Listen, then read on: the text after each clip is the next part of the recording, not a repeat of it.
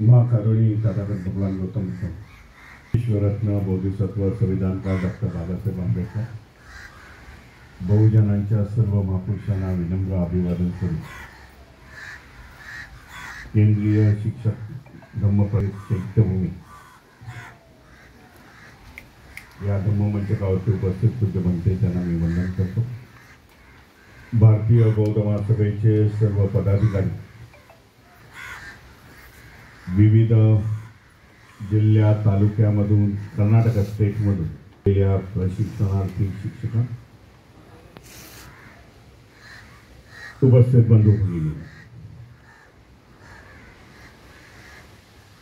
सुभेदार रामजी बाबा यांचा 112वा स्मृती दिन, केंद्रीय शिक्षकांचं धम्म प्रशिक्षण शिबिर सुरू होत आहे आणि त्याची सांगता माता रमाई यांच्या 127व्या जयंतीनिमित्त 7 तारखेवर हे दोन्ही दिवसाचं औचित्य ठेवून म्हणजे दरवर्षाप्रमाणे आज चैत्यभूमीमध्ये प्रशिक्षण शिबिर होत आहे। महिलांचं प्रशिक्षण शिबिर होत आहे, त्याला आपलं अभिनंदन करेल।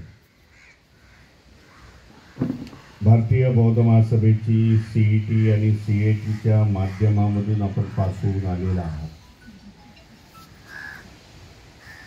भंडारे साहेबांनी बरंचसं आता सांगितलं याच्याबद्दल,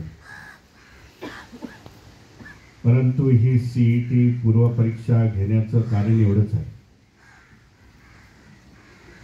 की जास्तीत जास्त महिलांनी किती अभ्यास आहे त्यांचा, किती डेडिकेशन्स आणि एम्स आहेत त्यांची, त्याच्यासाठी ही परीक्षा घेतली जाते। म्हणजे कोण पुढे आला, कोण मागे आला, कोणाला किती पर्सेंटेज मिळाले ह्याचा काही आमच्याशी उद्देश नाही आहे पहिला तरी संस्थेची, परंतु येत असताना एक मिनिमम एज्युकेशनची क्वालिटी, मिनिमम ग्रास्पिंग पॉवर किती आहे हे बघणं आणि ह्या विषयामधून ज्या प्रशिक्षित होतील महिला सगळ्यांना त्या समाजामध्ये जातील, धम्माचा प्रचार आणि प्रसार करतील, हा माफक उद्देश आम्ही ठेवलेला।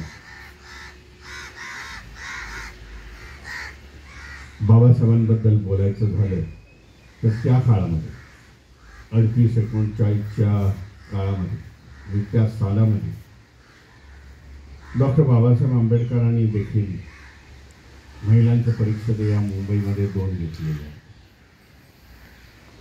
आणि बाबासाहेबांनी तेव्हा मार्गदर्शन केलं महिलांना आणि त्याच्यामध्ये आपल्या महिलांवरती बोललेली भाषणं आज अवेलेबल आहेत त्या पुस्तकाच्या रूपाने आणि त्याच्यामध्ये बऱ्याचशा सूचना बाबासाहेबांनी महिलांना, त्यावेळच्या महिलांना दिल्या होत्या आणि तेव्हा बाबासाहेब कंपेअर करतायत की ब्राह्मणांच्या महिला कशा राहत आहेत, आपण कसे राहायला पाहिजे, आपण त्या दृष्टीने आपली वाटचाल आहे। म्हणून ही सुरुवात ही बाबासाहेबांपासून सुरू झाली, महिला प्रशिक्षणाची वगैरे, महिला प्रबोधनाची म्हणून तेव्हापासून सुरू झालेली आहे। नंतरच्या काळामध्ये बाबासाहेब म्हणतायत की एखाद्या समाजाची जर उन्नती मोजायची झाली तर त्या समाजाच्या महिला ह्या किती प्रशिक्षित आहेत, किती शिकलेल्या आहेत, तो समाज त्याच्यावरून त्या समाजाची प्रगती मी मोजेल। हे सगळे बाबासाहेबांचे रेफरन्सेस आहेत आणि नंतरच्या काळामध्ये बाबासाहेबांनी महिलांना सर्वात जास्त अधिकार घटनेच्या माध्यमातून, हिंदू सक्सेशन ॲक्टच्या माध्यमातून, ते हिंदू कोड बिल होतं रिजेक्ट झालं, पण नंतरच्या काळामध्ये हेच हिंदू कोड बिल काँग्रेसने टप्प्याटप्प्याने 1960 पर्यंत जे बाबासाहेबांनी लिहून ठेवलं होतं तेच टप्प्याटप्प्याने पास करून महिलांना संपूर्ण अधिकार दिले। त्या दृष्टीने आज मी बघितलं, हे सगळं बघत असताना SS वानखेड्यांना दीक्षकांचे चीफ आहेत प्रशिक्षण विभागाचे, एका वेळेला 8 विषय आहेत, दिवस कमी आहेत, विषय जास्त आहेत। 8 विषयांमध्ये एका दिवसाला देणार आहात जास्त बाबा त्यांच्यावरती मारा, त्याच्यावरती जास्त लोड येणार नाही पाहिजे अभ्यासाचा, हे पण बघितलं पाहिजे. मध्ये मध्ये गॅप देत चाला की जेणेकरून एक गॅप नंतर दुसऱ्याला चांगल्या उत्साहाने पुन्हा एकदा कार्यरत राहतील. मला आशा आहे की तुम्ही एवढ्या उत्साहाने एवढ्या परीक्षेमध्ये मार्क मिळवून इथे आलेला आहात आणि जिज्ञासा आहे धम्माबद्दलची, धम्म शिकण्याबद्दलची, जाणून घेण्याबद्दलची, पुढे जाऊन हा धम्मा प्रसार करण्याची. त्यामुळे आत विषय जरी जास्त असले तरी दिवस कमी आहेत. 7 तारखेपर्यंत आपल्याला हे संपूर्ण कंप्लीट करायचे आहेत. तेवढे विषय जवळजवळ 38 विषय आहेत.